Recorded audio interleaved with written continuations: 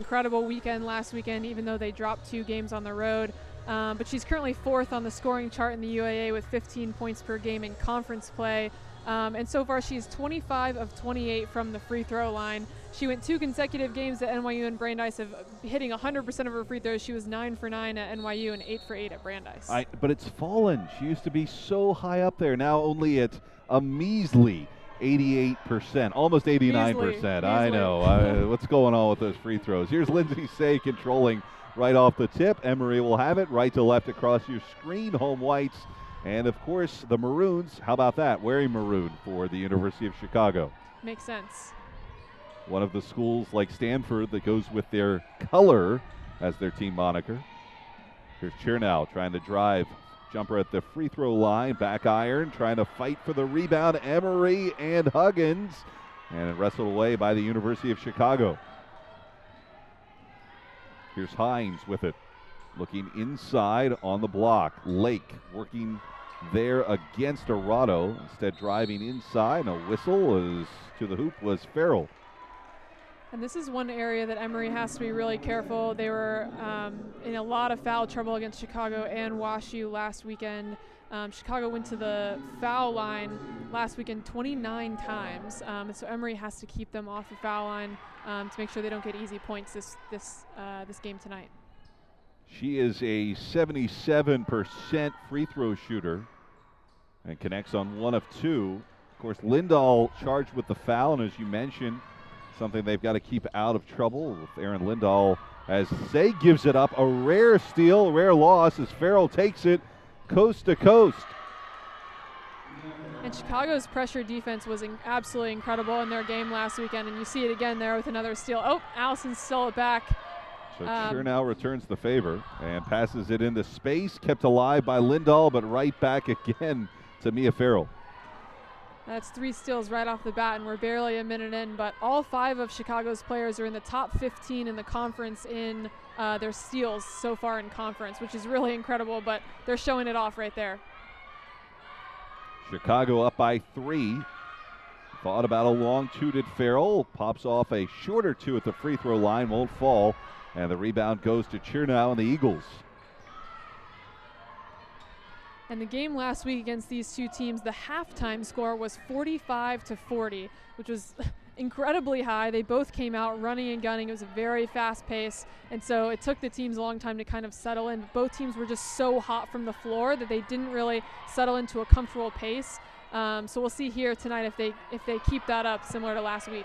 Chernow couldn't find the shot. 1 on the shot clock. They're going to have to force one. Arado's blocked. No shot clock violation is coming away with it is Chicago. Steffen's got a hand in on it, and they'll go back now to Farrell. So a full 30, still a 3-0 lead for Chicago as we tick to the 7:40 mark. Driving Hines, cut off there by Chernow. She shirks her way open, and then fighting for the rebound will have a whistle, and it looked like the guilty party was Claire Steffens. And that was a great box out by Tori Huggins there, forcing Steffens to go over the back. Claire Ripley in for the first time. Lindahl to the bench, so is Arado. Also joining her on the floor for the Eagles, Molly Weiss. And in for the first time, Elizabeth Shaw, a sophomore from Glenview, Illinois, for the University of Chicago.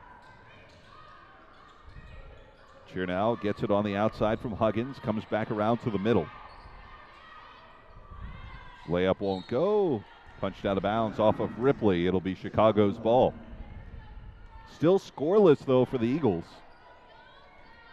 You were talking about, Coach was saying the offense was good, left the defense behind. Well, the offense has been a little bit lacking now that they're back in Atlanta, at least to this point, and an air ball 3 from Taylor Lake gives it back to the Eagles. Yeah, Chicago's pressure defense is very well known in the UAA, and so Emory has to settle in, make good passes, and continue to pass the ball around the perimeter in order to get comfortable shots. They have to work together. If they continue to take one-on-one shots and go just one-on-one against their defender, it's going to be a lot harder to score. Like, that's a very contested shot by Blair Ripley. Allison did the same thing the possession before. They have to work together to help each other out with the pressure.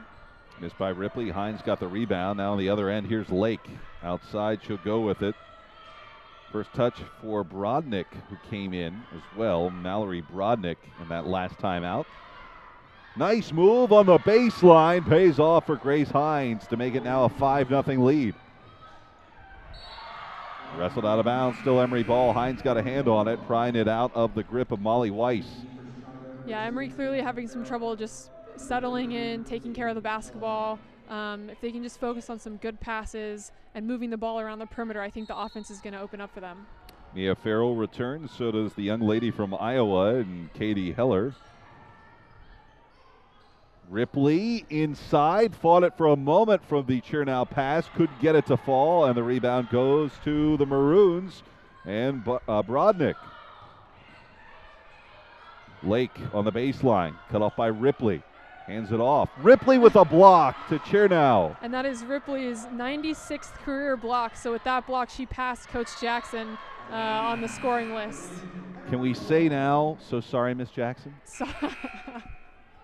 That was good. That was good. I'll give that one to you. Could say, so sorry, Coach Jackson. So sorry, Coach Jackson. You are now 4th on the all-time career blocks list. Blair has just passed your record by. Lindahl back into the game for the Eagles. She'll replace Huggins. And gets it right there in front of the Chicago bench for a 3. Couldn't connect, though. Gets her own rebound. And we'll have a whistle and a travel on Lindahl as she'll get the rebound but turns it over. Still a 5-0 lead for the University of Chicago, and we are ticking toward the halfway point here in the first quarter. A bit of a surprise, really, for both teams that it'd be 5-0. Very low-scoring game, and another miss by Farrell and the Maroons. Emory gets the rebound. Both teams having a little bit of trouble just getting into the flow of their offense.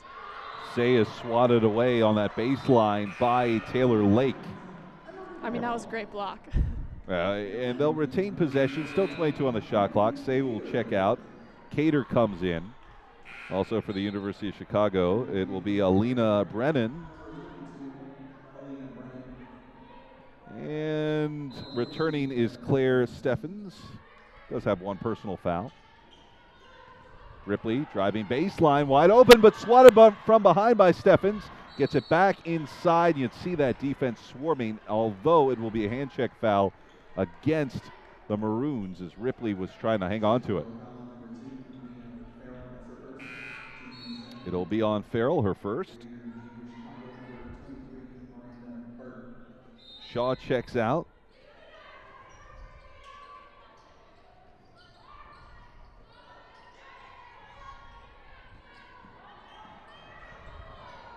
Miranda Burt back in. And Chernow gets it to fall almost halfway through Michelle for the first points of this first quarter, but Emory now only trailing by 3. Schindler and Michelle Bevan with you. We thank you for tuning in. Number 13 ranked University of Chicago in town as Emory trying to get back into first place, at least a tie, and there is a travel on the outside. That was Brennan with too many steps. Hopefully that last basket by Chernow opens up the lid on this basket and the Eagles can find a little bit more of a flow offensively. Chernow out, Mariani Alza in. Freshman from McLean, Virginia, has had a really good freshman campaign. She's been outstanding. She's played about 10 minutes a game, gotten about 3 points per game, but just some good quality minutes. She's strong with the basketball. She's a good driver, has a good outside shot, and she's going to be a great player.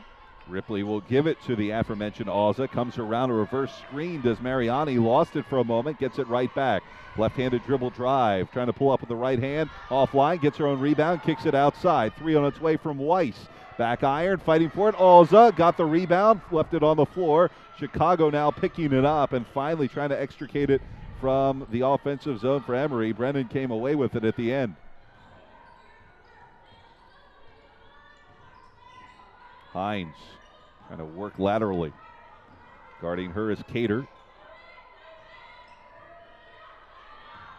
Top of the key, rolling. Steffens in the paint. Outside again, they'll go to Hines.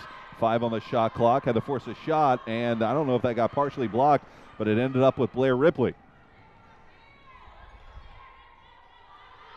Weiss on the outside. Bounce pass back.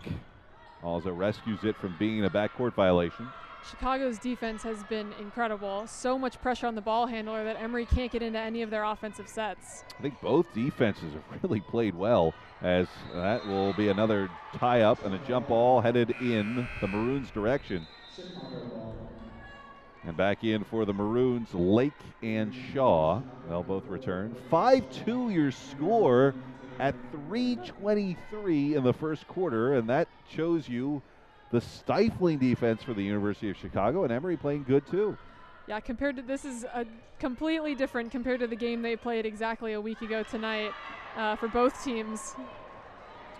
Well, Alza getting the steal, gets it right back. And trying to drive baseline, double team cuts her off. Ripley on the outside, can shoot a three occasionally.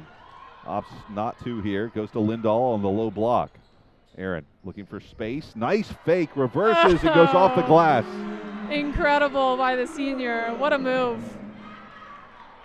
She's on for the first two, and as we said, now she is just 20 points away from reaching 1,000.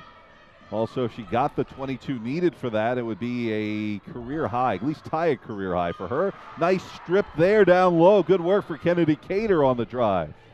Yeah, Kennedy's great with her hands. She leads the team in steals this year with 22. Lindahl couldn't hang on to it. So another turnover for the Eagles. Chernow returns. So does Arado and Huggins. Lindahl, Weiss, and Ripley go to the bench for Misha Jackson. Emory was a perfect 5-0 before that road trip in the UAA. Now 5-2, 3 offline. Rebound, long rebound goes to Arado and the Eagles off the miss by Lake.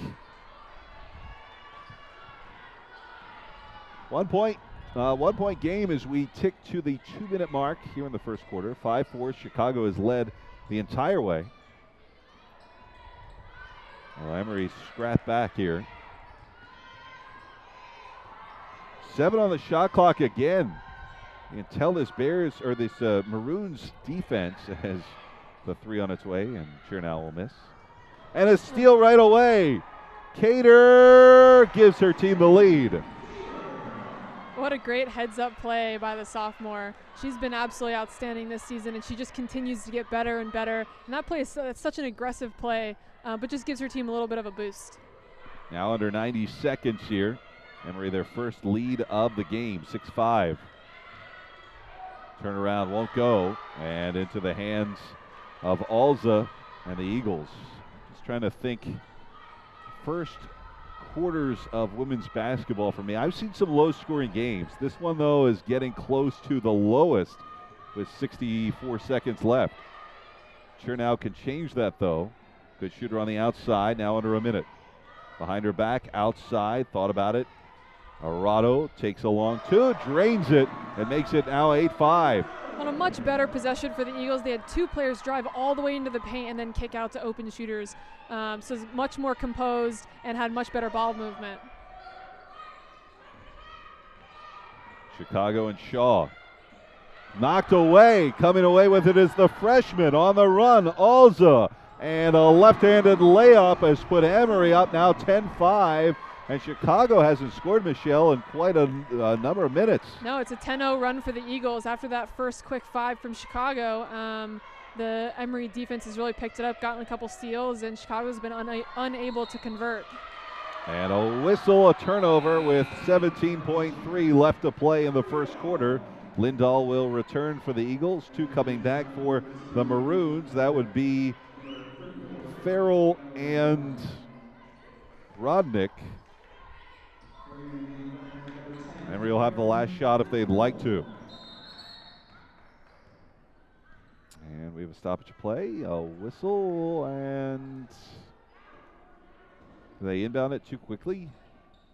I thought it was a problem with the clock, but I might be wrong. They're talking to the scorer's table. Well, the problem right now with the clock is it ran about how many seconds off? Now they're going to... At least 5 or 6. I think it was at about 18 seconds left when I looked up at it when we threw the ball in. So they go to 15.8. Not sure how they got there, but they got there. Emory still will have the last shot. And they want to take a three with it. Arado, long miss, and the long rebound will go to Heller. Did that get off? Doesn't matter anyway. And we are through a quarter. Talk about a defensive quarter for both teams, Michelle. You can look at those numbers. I'm sure you'll fill us in on those, the percentages. But, Chicago at one point led this game 5-0. Emory's on a 10-0 run, but both teams had some spurts of defense that were just smothering. Yeah, the beginning, Chicago came out, got those three quick turnovers on Emory before Emory kind of settled in, started taking control of the basketball, but Chicago already has 8 turnovers. So Emory's defense clearly picked it up after that first minute and has been stifling just right back at them. Chicago only 2 for 9 from the floor, right at 22% for their field goal percentage, and Emory's 5 for 18. So Emory's taken twice as many shots, partially due to those turnovers. They've just had more possessions. They've had a few more opportunities.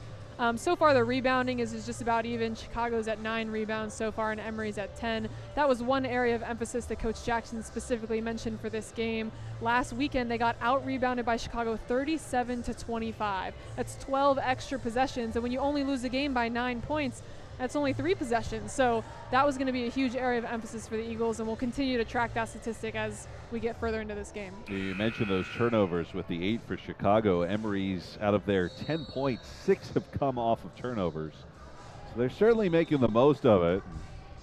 That's 15 points combined. I don't think if we would have talked about that before the game, you could have won some money off of me if you would have said a combined 15 points in the first quarter. Yeah, we'll see if both teams can get this lid off the basket in this second quarter. I guess it's the glass half full, glass half empty theory. If you are saying it was bad offense or good defense in that first quarter, we'll go with good defense because it was. Lindahl down low, in and out. That might have had to do a little bit with the lid. that was definitely a lid shot. That was a good move from Lindahl, just couldn't finish it. See Van Soest in for the first time, although finishing was Farrell. And what a nice finish. I mean, Aliison had great defense. She was in great position, and just a great shot by the Maroons. They use their bench, obviously some. This is the University of Chicago. As Lindahl here on the near side, driving in. Brings it back out. Nice screen there from Arado. And she'll come back down the lane with it, and a blocking foul underneath. Lindahl will go to the line. And Erin typically has a lot of success driving the lane. She's a bigger guard, and she just creates a lot of matchup difficulties because she can post up down low. She's about 5'8", and if you put a smaller guard on her that's quick enough to stay with her, she's just going to post them up. But if you put a bigger post player on her, she can just drive right around them. So she's had a lot of success against the Maroons so far, just driving straight to the basket. Hits her first. It was on Farrell. That's her second personal, 5'6" senior.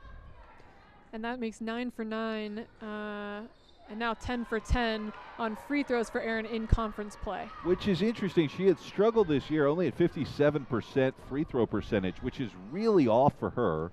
But as you mentioned, that has gotten a lot better lately. Seniors got to step up in conference, hit some free throws. She's done really well. She had 14 points the last time. Aliison Chernow wrangles that rebound. It's 14 points against the University of Chicago, we should say, the last time out. A 3 miss there by Arado. It'll be going back to Chicago. And Coach Jackson would say that was not a beneficial offensive possession. Really, her goal is that every time down the floor the ball gets into the paint, whether someone drives or hits a cutter or hits a post player before the shot's taken. I know that shot was open, but ideally you'd get a little bit more ball movement before you take that shot. Paint touches, the paint touches. Paint touches, it's all about paint touches. Shaw gives it off. Rodnick sets a screen coming around it, Van Soest. And a whistle on Van Soest. So Peyton Van Soest, can we drop then the places you'll go on a travel call? I feel like that's appropriate. You're on it tonight with these jokes. It's a long day of baseball already. Returning is Hines for the Maroons. Also, Burt comes back in. Say gets it into the paint. There's your paint touch. Ripley thought about the three, the head fake before going off to that far side. Weiss. And a moving screen set by Ripley will get her first personal foul and will draw a turnover. Yeah, definitely want to be careful on those fouls early on. So far, both teams pretty much, foul trouble is non-existent, but you don't want that foul to end up coming back and biting you towards the end of the game. And the only player right now with 2 fouls on the University of Chicago is Mia Farrell, and that could be a difference. Remember, she is tied of their team lead with 13.9 points a game, getting her own rebound, and that's flipped away. Arado got the block there on Burt, and still unsuccessful to put it in the bottom of the basket. Van Soest is fouled. I'm sorry, that was Lake is fouled, rather.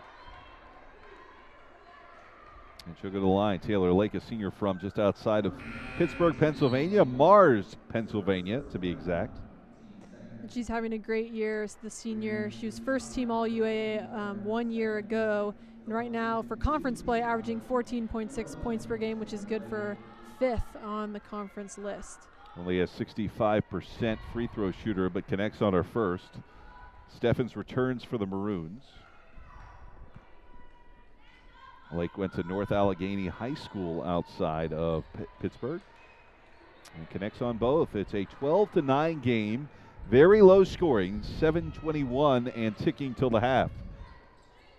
Emory was trailing 5-0 and then went on a 10-point run. Say fouled, can't get it to go though, and the senior from Calabasas goes to the line. And so far, Emory doing a better job getting to the free throw line. Like we said last weekend, because of some foul trouble and Chicago being really aggressive offensively, they ended up on the free throw line for 29 shots. And last weekend, Emory only made it to the free throw line 13 times. So Coach Jackson really wanting her team to be aggressive and drive towards the basket and hopefully pick up some fouls on the Maroons.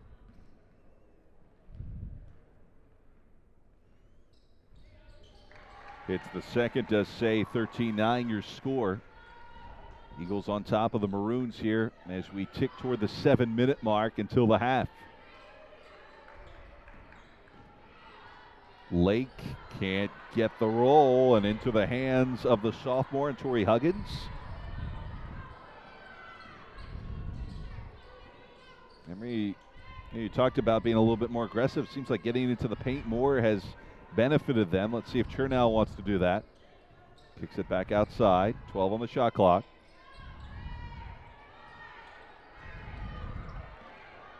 Weiss, 5, gives it to Huggins, cutting down and off the glass. What a nice pass and a nice shot. 59 now your lead for the Eagles. Pick and roll outside, 3 on its way, and that won't fall. Swatted back and forth. Finally, Huggins will get it to settle in her hands. The miss credited to Miranda Burt. One thing we should mention with Farrell on the bench, takes away one of their leading scorers, and this is a team that likes to play their starters. All 5 starters were in double figures the last time these two teams faced each other last week in Chicago. Chernow, too strong. Rebound will go to the University of Chicago and Hines. Yeah, and you're right about Mia Farrell. She had 31 points against their win at NYU on January 24th, which is the high mark for the UAA conference play so far this year. So she definitely has some firepower. So we'll see how long Coach Sane wants to keep her on the bench. 9 on the shot clock. Lake kicks it back outside. Driving is Shaw. Cut off by Arado. Flips it back into the interior. Steffens backs it down and gets it to roll to make it 15-11.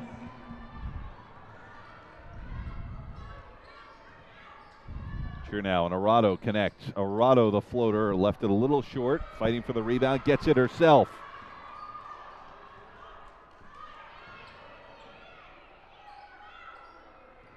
Say now driving. He's been getting a little bit more offensive minded. Puts it up but can't get it to fall. Guarded by Hines.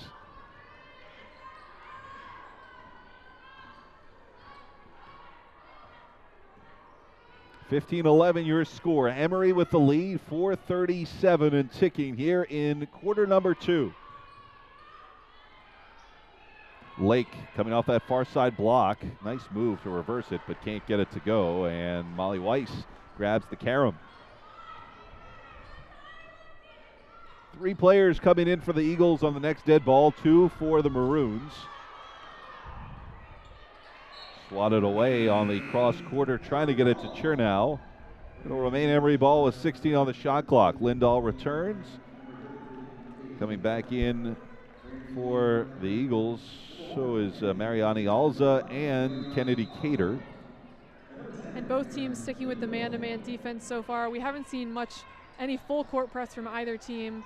And last week when they played, neither team played any zone defense. So all very high pressure man-to-man. Oh, they'll get it to Lindahl and finally home. Well, that ricocheted back and forth before dropping. Eagles now 17-11 leaders. Yeah, it was much better ball movement by the Eagles that time to move the ball around and protect the basketball despite the pressure defense from Chicago. Wide open, took a 3. And it'll go to the freshman Alza off the miss there by Elizabeth Shaw. 3 minutes, 30 seconds left until the half. Alza comes around a screen from Lindahl. Knocked away there. Good steal for Steffens and Chicago.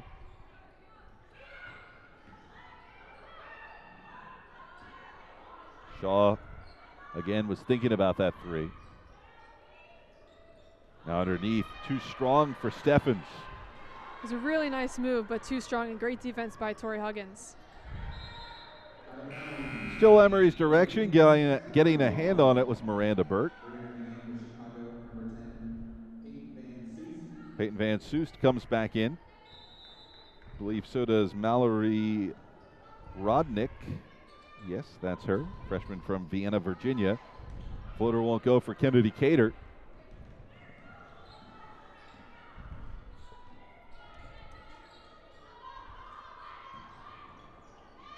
Knocked out into the Emory bench. A hand on it for Molly Weiss.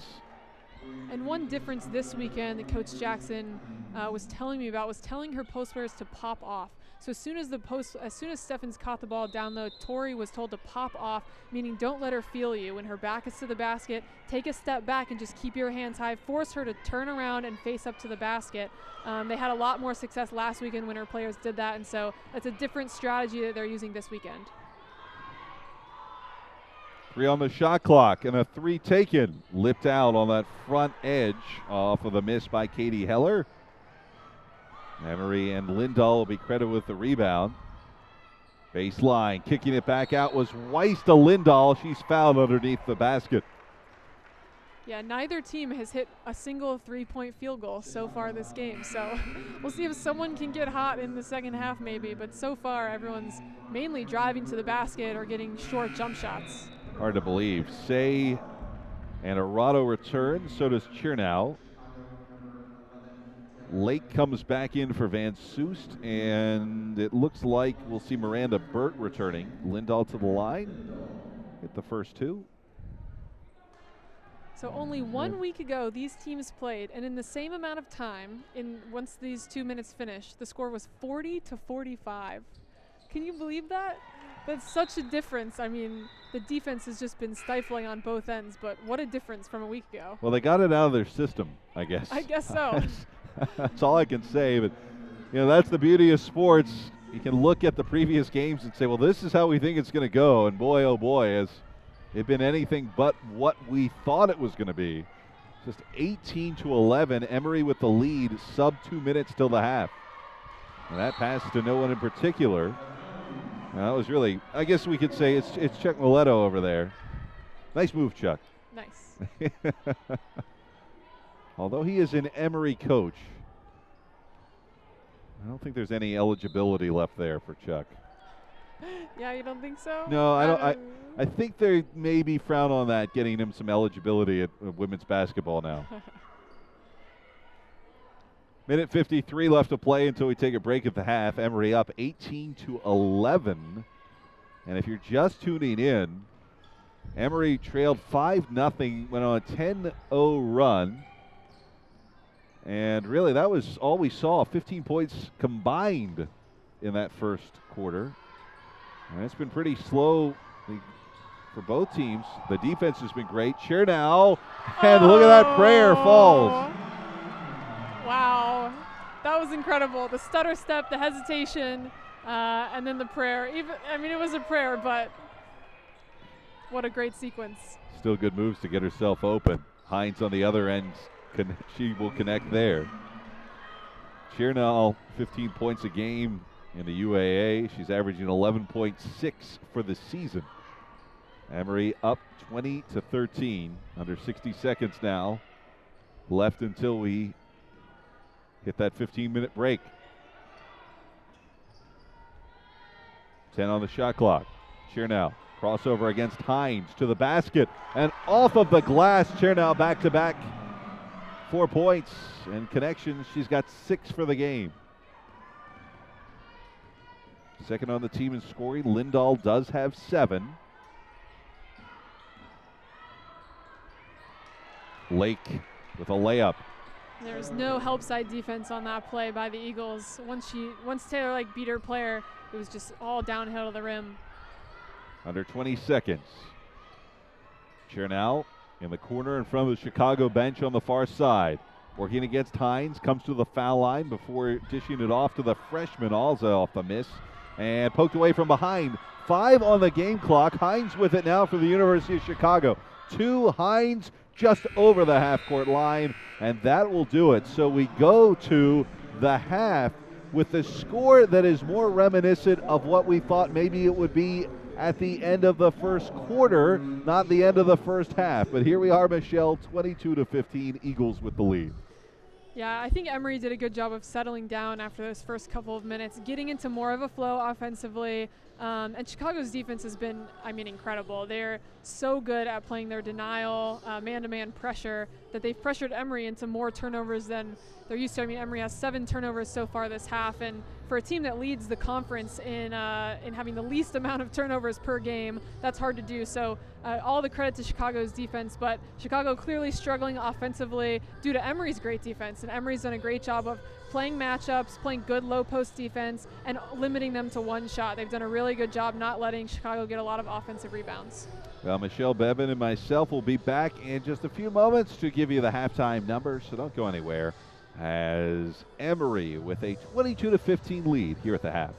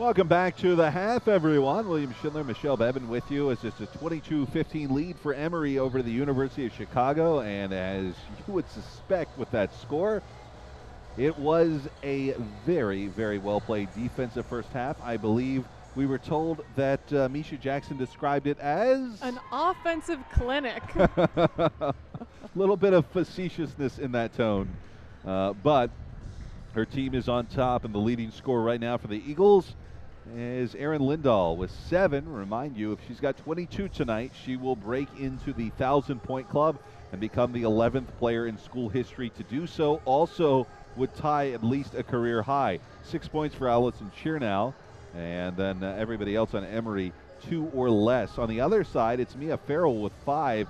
Although, remember, she's been on the bench with 2 fouls most of that second half, or I should say that second quarter in the first half. 4 each for Taylor Lake and Grace Hines.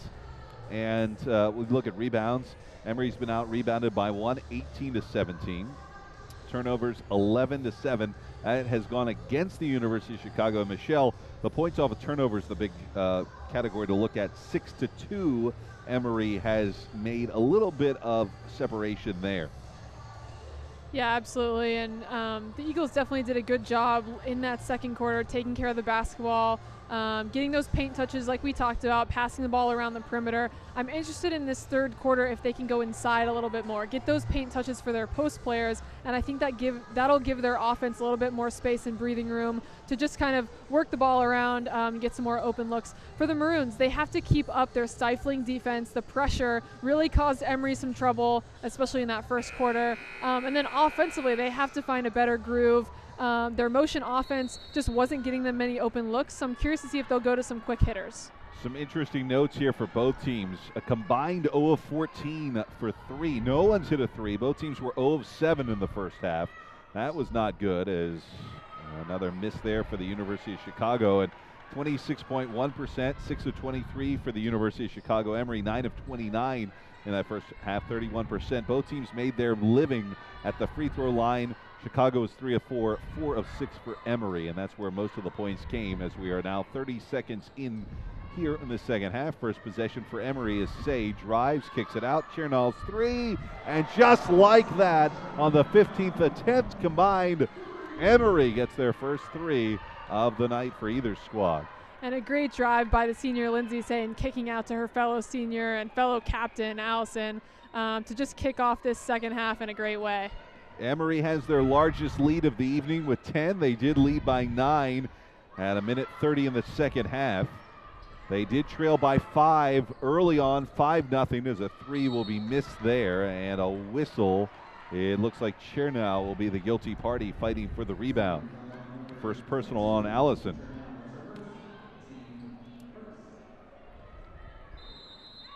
And both teams sticking with their man-to-man defense like we anticipated from last week. Missed by Farrell. As we said, she had 2 personal fouls and was on the bench, although she was their leading scorer in that first half. Yeah, and so far they've had 3 offensive possessions, and she's taken the shots on 2 of them. So she's coming back and ready to score for her team. That'll be the first personal on Grace Hines, freshman from Chicago. Say goes to the line, and for Lindsay Say, she is a 66% free throw shooter, senior from Calabasas, California, and Harvard Westlake. Of course, we were on the air last week when we had the tragic news on Sunday. Kobe Bryant crashed in her hometown of Calabasas. Yeah, such a loss for the game of basketball. Heller got the rebound off the miss. Emory up 26-15. Largest lead of the evening. Farrell working against Dorado. Bounce pass, gets it into the paint. Backing up, Steffens instead goes out to Hines. 7 on the shot clock. Farrell, 3 on the shot clock, doesn't get it to the rim. And they did reset it, though. I'm not sure if that hit the rim or not. I think that might have been a break for the University of Chicago. It was hard to tell from our angle, but Chicago doing a great job of getting their offensive rebounds, but Emory doing a great job with their defense so far this possession. That did hit the rim. A putback won't go. So Chicago again cold from the field. Emory, good defense, and they'll work it ahead to Lindahl. Jumper for 2, and she is now a point away from double figures with 9. Yeah, Chicago is still only 20% from field goal range, so you can't expect them to be this cold for the whole game. You expect some of these shots to start dropping here in this third quarter. And we would expect that one too. It did. Steffens at point blank range makes it now 28-17. Remember, this is the number 13th ranked team in the country, and they are cold this evening. A whistle, and that will be still retained in Emory's direction. Second personal against Katie Heller, I believe. Yeah, and Chicago is historically really a great women's basketball program. In the 8 seasons that Coach Sane has been the head coach, they've been to the NCAA tournament 6 times. They've been undefeated conference champions 3 of those 8 years. So really impressive ball club. Lindahl gotcha for 3 from the near side. She's got 12, and now she is 10 points away from 1,000. Keep that in mind. She does lead the team now with that dozen. Emory up 31-17. And now starting to get some shots to go as Heller will have it rattle home. University of Chicago starting to get going a bit, as you said. I'm not sure if they'll be contained that much. Lindahl gets the long rebound off of her missed 3. Emory now with 2 5s on the floor as Ripley had returned. So they do have Ripley and Huggins on the floor at the same time.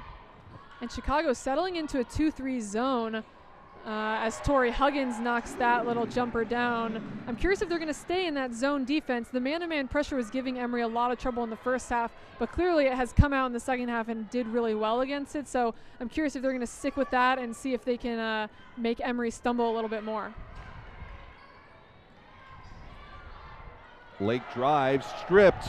Ripley comes away with it and will get it off to Huggins.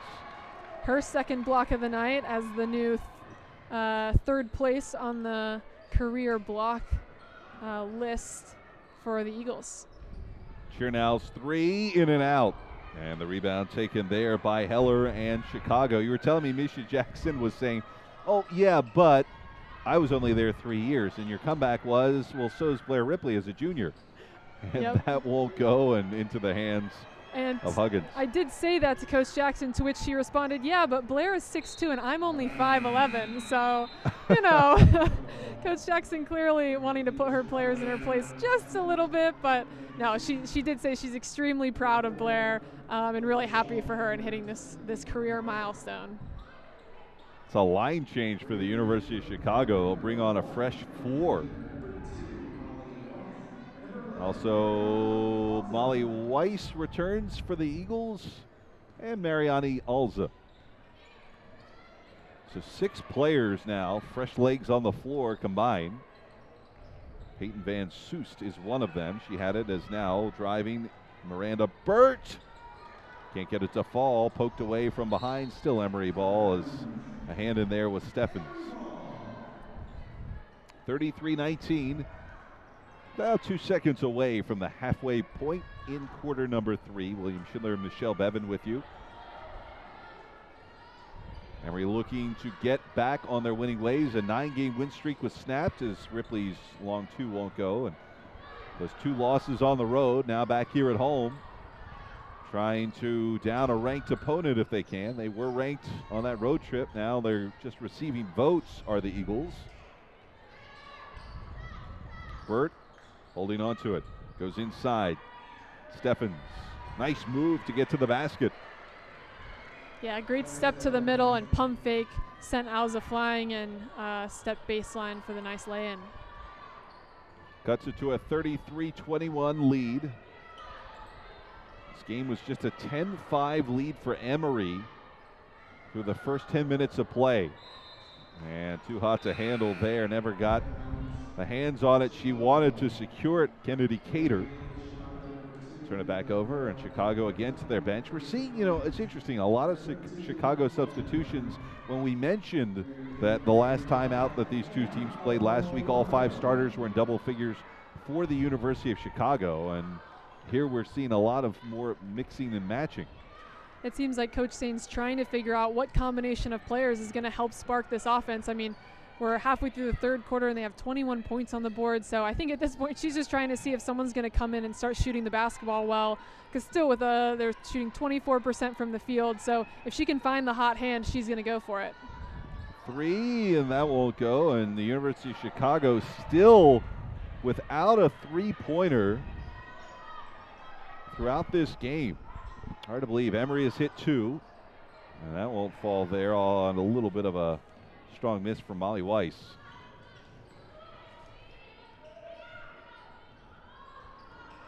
Inside, and that will lip out. So everything right now not going for the University of Chicago. They're 0 of 10 from distance. Emory will take a 3 of their own. Save there by Alza. Beautiful play off the miss by Weiss, but it goes right to the University of Chicago. Van Soest. And out of bounds. They'll lose it off the baseline. We have to give credit to Emory's defense as well. They've been, contesting every single one of these Chicago shots. So even if Chicago's not shooting well from the field, part of that is due to Emory staying in front of their player, containing the ball handler, and making every shot challenging. 33-21, Ripley in the paint. Turns around and left it short. Not sure if that got deflected, but not the shot she was looking for. Hines, who we've decided most likely to look like out of a princess out of a Disney movie. Especially, what was the movie? Brave is what we have settled on for her. If you've ever seen that Disney animated film. And we'll have a fresh 5 for the Eagles, including all 3 of their starting seniors. 10 on the shot clock for the University of Chicago. Farrell driving with those 2 personal fouls, stripped by Lindahl. It goes into the hands of Huggins, and they'll be on the run. Chernow thought about a quick 3 instead. Works it back on a bounce pass to Lindahl, the senior, moving to her left. And tripped up, lost it. Still will be Eagles ball.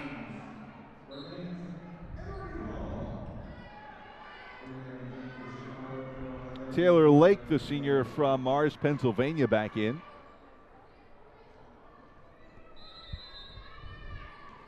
Say to inbound. 2:16 left to play in the third quarter. Gets it right to Lindahl. Left hand, a little too strong. Say fighting for the rebound, but coming away with it is Taylor Lake.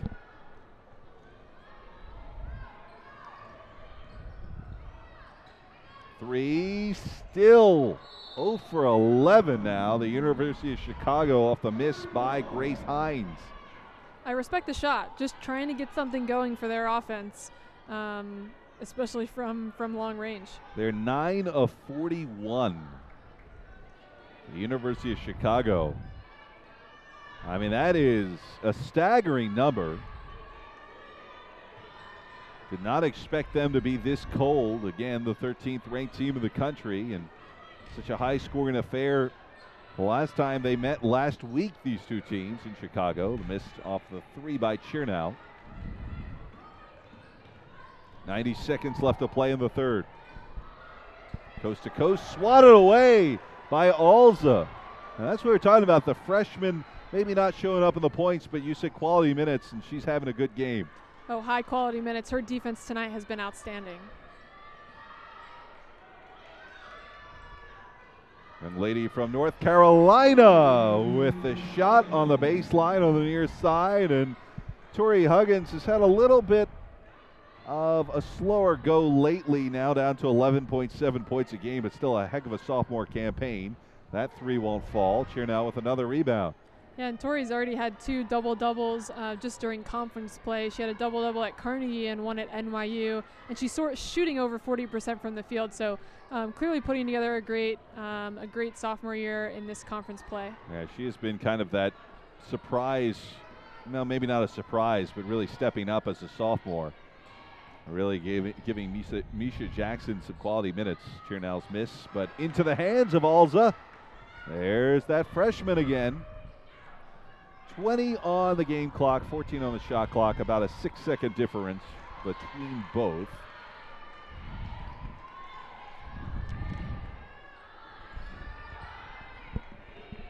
Two on the shot clock, and that will draw air and probably going to be a shot clock violation. It will be. So 5.3 seconds left as Alza to the bench. Checking back in is Molly Weiss for the Eagles. 35-21 your score. Hines is going to have to jack up a long shot. She does. Oh, made it look pretty close. But still, the University of Chicago has not hit a three-point shot so far. That will be included in that mark. And they trail 35-21. The Eagles starting to find something, Michelle, a little bit more going on, but offensively, but the solid defense has continued. It definitely has, and I mean, Emory scored 10 points in the first quarter, 12 in the second quarter, and now 13 in the third quarter. So, trending in the right direction, but pretty consistent. Chicago had 5 points in the first quarter, 10 in the second quarter, and then just 6 in this third quarter. So, clearly coming out of halftime, have not been able to find their offensive groove compared to the team that came out against Emory just last week and scored 80 points. Chicago is 0 of 12 for 3. Emory's not much better, but hey, they've hit three-pointers. They've hit 2 three-pointers. They're just 2 of 14 for 3. Emory is shooting at 31.8%, and that is a very low mark. It's nothing that is going to set the house on fire, but when you look on the other side, just 9 of 43 for the Maroons. They're at 20.9% shooting here at the end of the third. Yeah, that is a low number for this team, who typically, they average 70 points a game. So this is well below their average. This is well below half of their average, at least so far tonight. We'll see if they can even get to 35 here in this fourth quarter. But even for Emory, that's a pretty low field goal percentage of 31.8. They lead the conference in field goal percentage and typically take very good shots. But for the season, they're at 43% from the field. Both teams the same amount of rebounds at 31 apiece, although Emory has forced 12 turnovers to only 9 forced by the University of Chicago. So that's where Emory has made a little bit of a difference.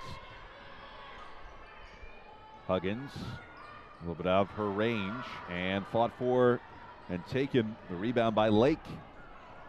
And Chicago's staying in that 2-3 zone on defense, so they're clearly trying to have found something they like, and it will at least continue to try. Underneath, and Steffens will bank it home. Of course, that's where now 20 points of the 23 for the University of Chicago have come in the paint. I guess that's kind of easy to surmise once we've ruled out all of the three-point shots.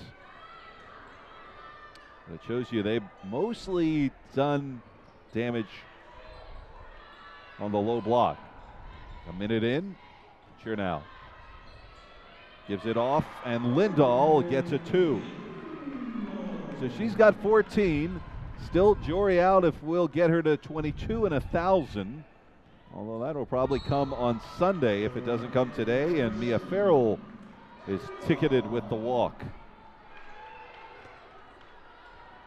Yeah, it's hard. Mia Farrell's a senior, has clearly put together an incredible campaign for this team. But I think sitting out in that second quarter, and since coming back in the second half, despite those 2 fouls, she's just had trouble getting into an offensive flow. And she's been trying. She's been taking shots and just trying to get something going for her team, but had trouble getting some shots to fall. Chernow's 3, gotcha. Emory up by their largest lead, 40-23. How hard is it to have those 2 fouls like that as a player and then sit on the bench? You've got halftime, and it's almost like you're warming up again for a new game. Oh, it's incredibly hard, especially just having to sit and watch the game go on and know that you want to be out there, but know that you have to play it a little bit conservative in that first half and make sure that you're not going to end up in foul trouble at the end of the game. Emory got targeted with the foul there. It was on Kennedy Cater. It'll be her first. Chernow with the steal, gets it away from Farrell.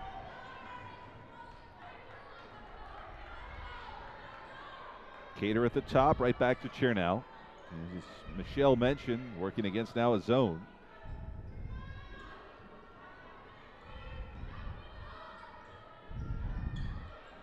Emory seemed Emory seems to be very comfortable moving the ball around the zone. They've played several teams, especially in their non-conference schedule, who play zone defense, and Molly knows how to shoot them out of it, right? Yes, she does. We've seen Molly Weiss go off a few times. And you know, Molly can hit the three. She's done a fine job of that, over 40% this year from distance.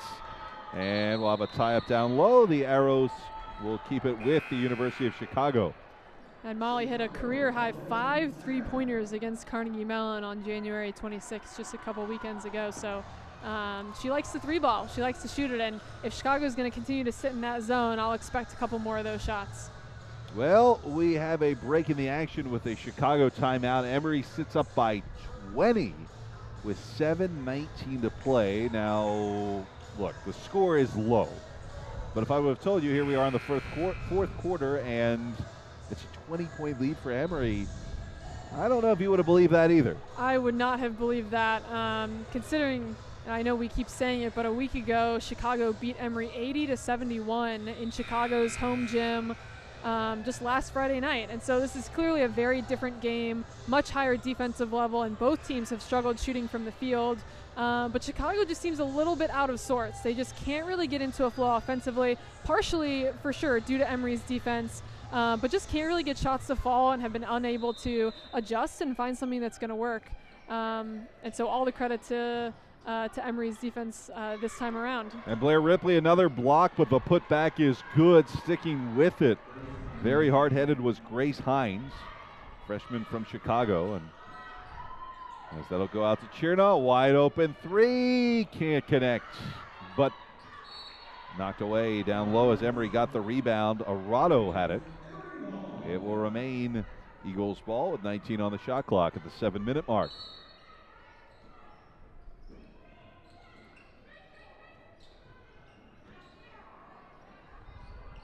Chernow, Ripley, a little pick and roll action. Couldn't get her open though. Ripley inside, walked.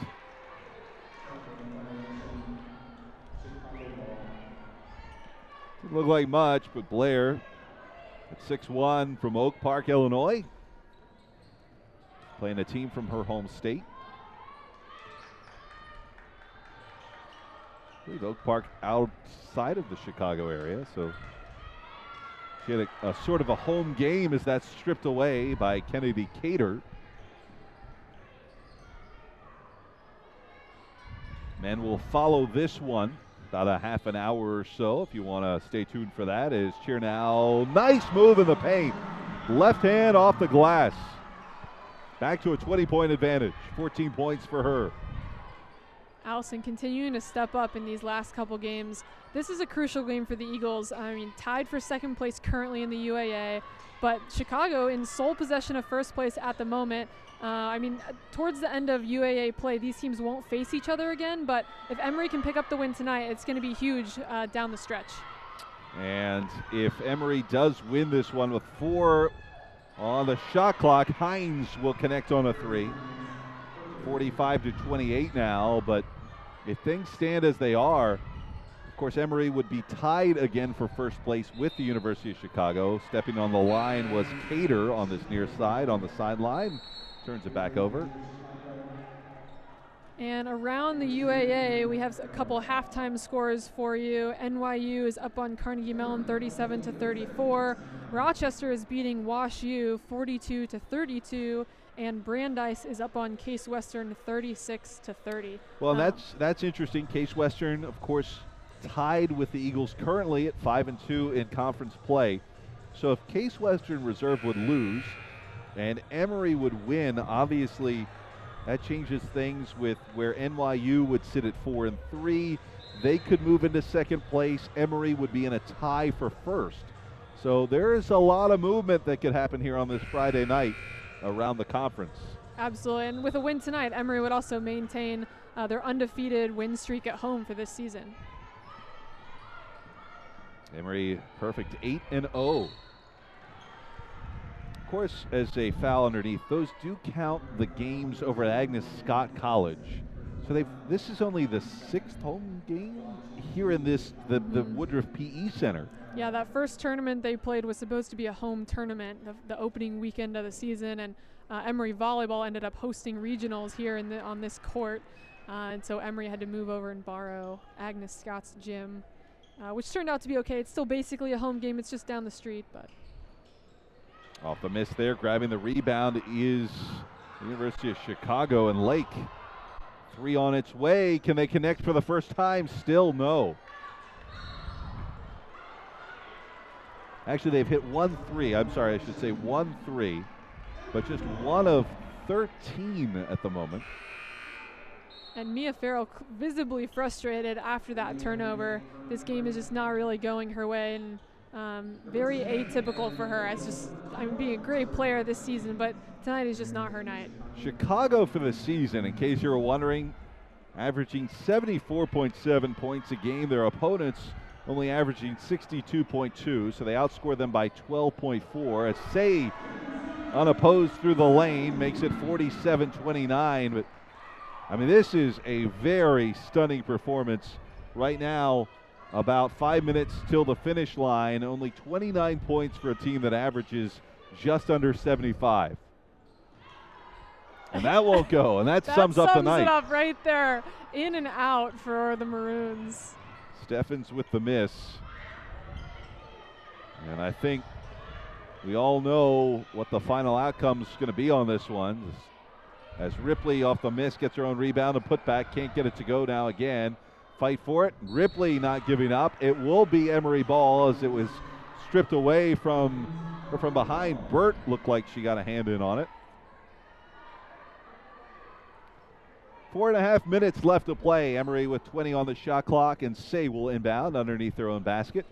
And a couple of main differences specifically stand out to me compared to their game last Friday night. One of them is free throws. Both teams have stayed mostly out of foul trouble.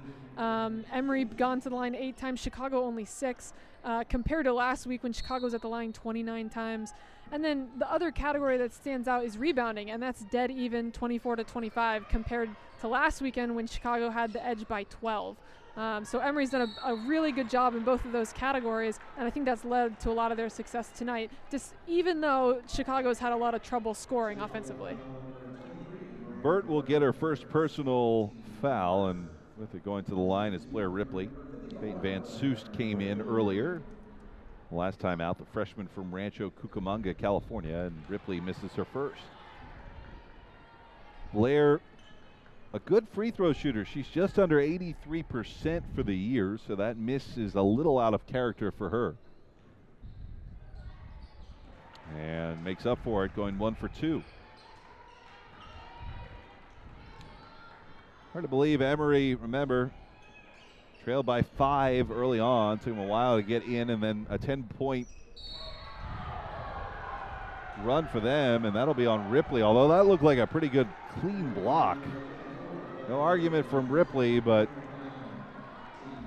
I thought maybe Blair, who picks up her second personal foul, had a clean stuff once again.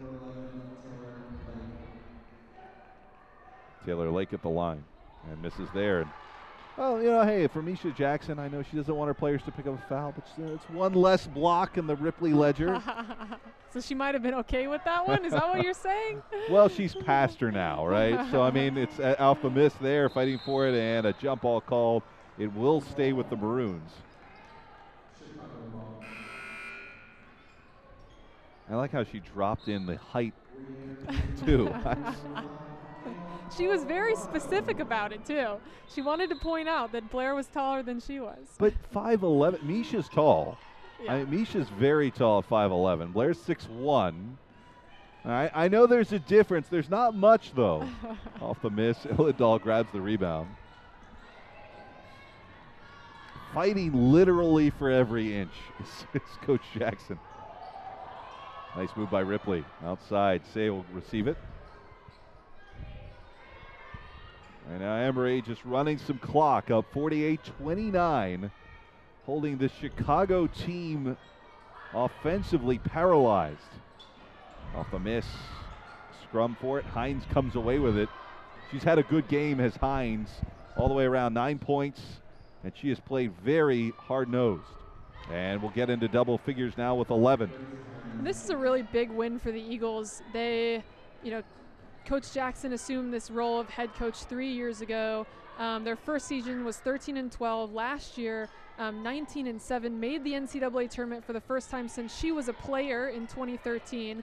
And so this year, trying to have an even better season and continue that upward trend, make it back to the tournament, and potentially win the UAA. They're definitely going to be in contention for winning the UAA after this win tonight. Van Soest had the steal and then got fouled on the other end. And actually, no, they'll say that was on Van Soest. So Say, I thought maybe would be the guilty party. Instead, it was a charge. And the two Californians connecting, not in the way that favored Peyton Van Soest. She's from the Inland Empire and Rancho Cucamonga, which is always just fun to say. And, of course, Lindsay Say more out by the coast in Calabasas. And at this point, Coach Jackson managing some of the minutes of these players. She took Erin Lindahl out as well as Lindsay Say, both who've played a lot of minutes tonight. They have a big game on Sunday against Wash U, so she brought Claire Brock, the freshman, in, as well as Kennedy Cater back in off the bench to try and get some rest. Arado grabbed those two. Hines will increase her scoring night to 13. Kind of that lone shining star for the University of Chicago, and a bump outside, the third picked up for Mia Farrell. Yeah, Grace Hines putting together an incredible freshman season for the Maroons. She actually had a double-double against WashU back on January 11th in points and assists. She had 13 points and 10 assists, which is typically a double-doubles in points and rebounds, but she actually had one in points and assists, which is really impressive. It's a good night for the Eagles on many levels. I think you brought up a really good point as Chernow fouled as she drove to the hoop. That now with this lead, Michelle, you got another game Sunday against WashU. That was the big rivalry. Now, with their record, it's been a little different this year, but they lost last week in St. Louis. And now here you are, you get to rest some starters if you're Misha Jackson, and that is a nice luxury. And of course, as we were talking there, Chernow just missed a free throw, which we almost need to stop the presses for, which doesn't happen much. No, I mean, that's absolutely true. And even just the fact that this game has not been high stress, it's not close at the end, they're not going into overtime or worried about that. So yeah, she's able to pull some of these starters out so they can get ready for the WashU game come Sunday. This is always a very high intensity weekend because Chicago and WashU are such high caliber programs that they just, it's two back-to-back games that are against really great opponents. Hines with 13 now continues to have a very good second half, although it's going to be a little too late. Chernow in front of her own bench, has to come back to the middle. Farrell will guard her. 4 for the University of Chicago to check in as Brock gets a touch. See Brock a lot more throughout the years as she's only a freshman. That was knocked away and off of Chernow on the ricochet. Alza returns, and they'll open up the bench here. Narit Dillon comes in, as well as Isabella Herrera. And now even Chris is saying, doing the same thing for her team, and just giving her starters a break, because she's also already thinking ahead to Sunday's game. As Bennett Ames and Sophia Jochi check in for the Eagles. And Hazel Carmona. Yeah, it's right now both teams basically conceding that this one is going to be in the books. Just what is the final score?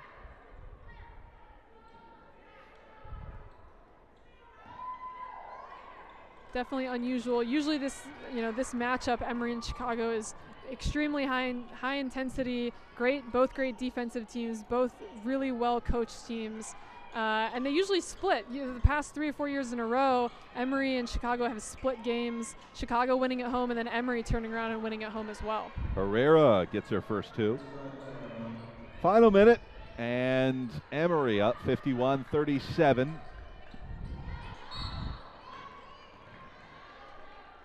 And around the UAA, we have some updated scores for you. NYU leading Carnegie still 55-50. Brandeis leading Case 60-49. And Rochester still leading Wash 62-49. all of them are still in their fourth quarter as well. So NYU could lose in case Western could lose. And then it gets a little wacky in the standings. And we'll not go into all the permutations, as that'll fall there for the University of Chicago and Elena Brennan. But we do know this, with the win here in the next 30 seconds, the Eagles will be tied back for first place once again in the UAA, and then let the chaos reign behind them. Arado drew the back iron, and the rebound goes to the Maroons. Final 15 seconds. Emory up 51-39. They've held a team, as we said, 13th in the country and scores just under 75 points a game to 39 points currently. And that might be where it sits. That is your final score. 51-39 winners for the Eagles over the University of Chicago, who only hit 1 3. They were only 1 of 14 for the game. The Eagles hit 4 threes. Didn't play well offensively, all things considered, at 35%, but it was enough to get the job done, and the defense was spectacular. Emory's defense was absolutely incredible all night. They did a great job containing the ball handlers and then turning in boxing and getting the rebound. Rebounds for the game, Chicago 38, Emory 37, so pretty much dead even. Definitely the turnovers for both teams slowed down after the half. They did a better job of taking care of the ball. Chicago ending up with 16 and Emory at 15. And Emory shooting a little bit better in that second half as well, ending at 36% from the floor. So overall, great win for the Eagles, moving into first place tie with Chicago. Excited for the game on Sunday at home against WashU, and the Maroons will travel to Rochester, New York, and play them on Sunday at 2 o'clock. 15 points for Chernow, 14 for Lindahl. We'll look for 1,000 in the next time out for her. 6 for Huggins and 4 for Say. And then everybody else in the single-digit scoring. On the other side of things, Grace Hines had 13 rebound away from a double-double. She had 9 rebounds. Nobody a double-double for Emory. 6 points then for Farrell. She was on the bench as she's one of their top scorers, and she was on the bench for most of that first half with 2 fouls. 6 also for Taylor Lake and for Stephens, and then 2 apiece for O'Hara, Herrera, and the rest. So anything else that stood out to you, Michelle? No, I think Emory clearly focused on their defense, which is exactly what Coach Jackson was concerned about from a week ago. She said, our offense traveled, but our defense didn't. And tonight, they didn't need to take it anywhere, but here at home, their defense definitely shone through. Well, we will see you on Sunday. That's our next broadcast. It will be a big game against WashU, the team from St. Louis coming in. Tip-off will be at 2 o'clock, so just keep it here for that through EmoryAthletics.com. And we will be back for that one. That will be an exciting one, I believe, for sure, as Emory improves to 15-4 now overall and 6-2 in the conference. Falling is the University of Chicago to 15-4 and 6-2. And Emory will look to see what they can do on Sunday. Well, it's been our pleasure. For Michelle Bevan, I'm William Schindler saying see you Sunday. And so long for now. Emory winners by the final score of 51-39.